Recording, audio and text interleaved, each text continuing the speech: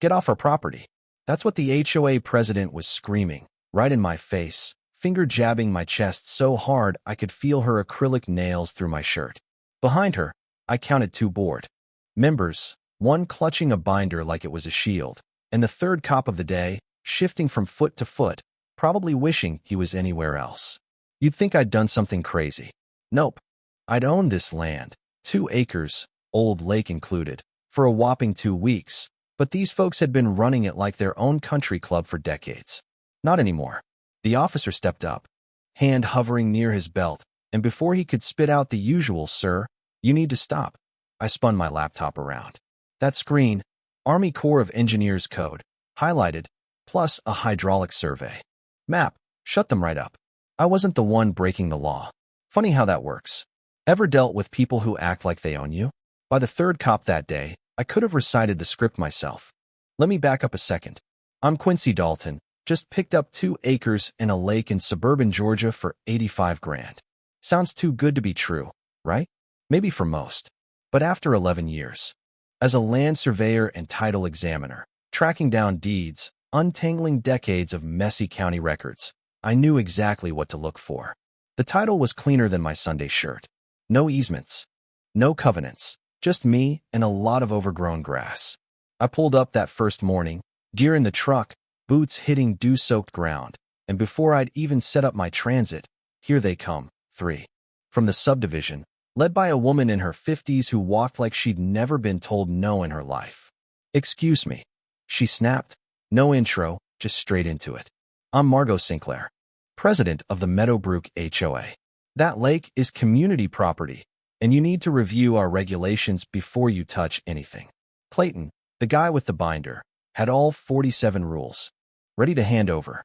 Philip, the treasurer, hung back, not meeting my eyes. I held up my phone, deed on display, county stamp visible as daylight. "This is my land," I said, "lake and all.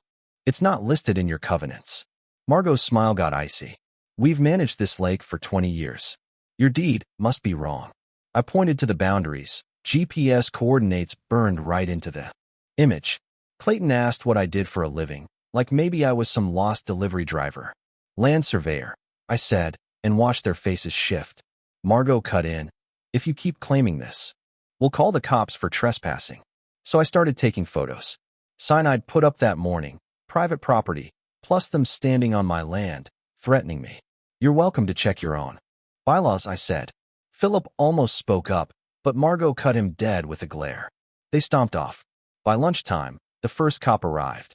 Report of someone trespassing on community property. "Nice try." I showed him the deed, the plat map, the title insurance.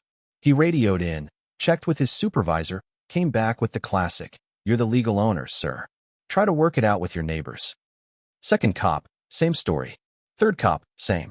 I had names, badge numbers, photos, even email confirmations. Turns out the HOA had sent 4 threats to my address within 2 days of me closing.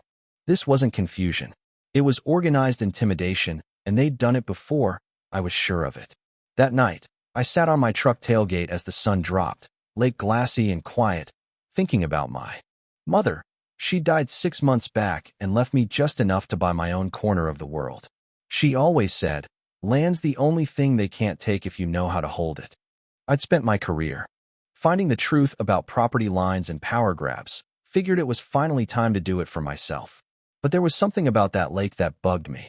The shape, odd, like 2 ponds mashed together. An old channel at the eastern edge vanished into willows. I checked the old maps. Turns out, the Corps of Engineers had put in a culvert in 47, connecting my lake to Sweetwater Creek, a navigable waterway. That meant federal jurisdiction. HOA didn't stand a chance. I printed everything, backed up 3 times, binder so thick it could stop a bullet. Historical maps, permits, surveys, code of federal regulations. If the HOA wanted a fight, I was ready for a courtroom, not a shouting match. I called a meeting. Margot and the board sat across from me, faces tight. I laid out the case, culvert, federal code, their own covenants with 0 mention of the lake.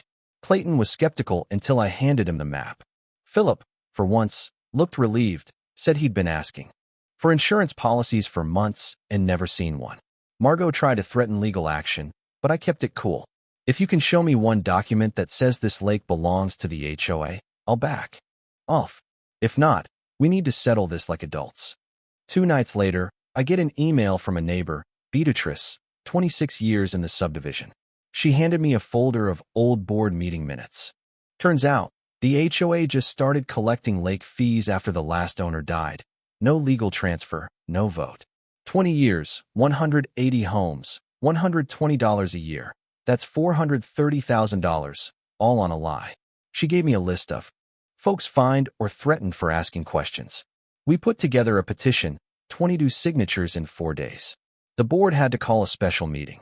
I prepped a 15-minute presentation, facts, not finger-pointing. When I laid out the numbers, the room went stone silent. Where did that money go? I asked.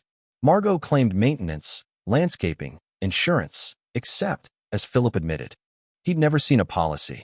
An old-timer, Mr. Harland, stood up, said the lake was always Harper's, never the HOA's. Folks started asking for refunds, audits, real answers. I called a vote, over 70. Hands up for an independent audit. Margot tried to storm out, but the community wasn't buying it anymore. 2 days later, I found the gate to my road busted open, chain cut, thief sprayed on my sign, truck keyed down the side. Called the sheriff, installed cameras, caught Clayton on tape late that night, hovering at the edge of my property like he was itching for a rematch. I sent everything, photos, footage, reports, to the county and the Army Corps of Engineers. The Corps called. I was right. The lake was federal. The HOA had no authority. Cease and desist letters went out. Then the county dug into the HOA finances, $108,000 collected in 5 years, most of it unaccounted for. A big chunk funneled to a company tied to Margot. No insurance, no real records. No cover if anyone got hurt. The board was suspended, a receiver brought in, Margot's case sent to the DA. EPA jumped in next. Herbicide violations, no permits, $45,000 in fines. Margot was indicted for embezzlement and fraud. Clayton copped a plea on vandalism, restraining order slapped on him.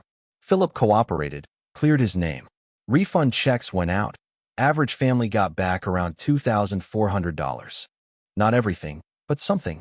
A new board took over, led by Beatrice. The new bylaws spelled it out. Lake wasn't HOA property, period. I worked with the Corps and a restoration team to dredge and revive the lake. Folks donated to a voluntary fund. The water cleared, fish returned, birds nested in the new grasses. For the first time in years, neighbors came together, fishing day, picnics, laughter echoing across the water. The last time I saw Margot, it was her mug shot online. 3 years in prison, restitution ordered, community finally moving on. Clayton apologized.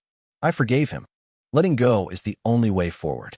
I stood by the lake this spring, water clear, base jumping, sun coming up. My mother was right. Land is worth fighting for, but so is truth. The community had found both. And all because I asked a simple question: who actually owns this? Now, I want to hear from you. Where do you draw the line between community and control? Ever seen power go unchecked? Drop your stories below. Let's talk about what justice really means and why it's worth fighting for, even if it takes years to get there.